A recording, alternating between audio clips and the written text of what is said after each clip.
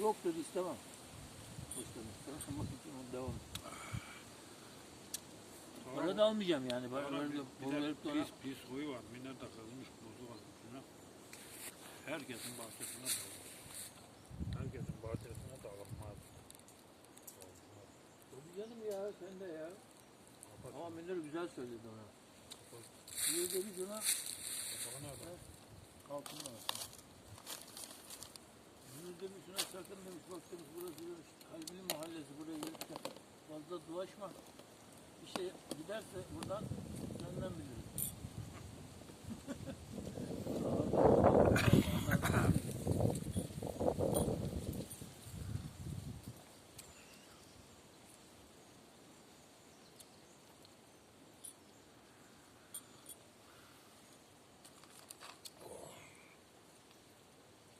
Mehmet abi bu çocuğun yaptığı iş burada mantıklı mı?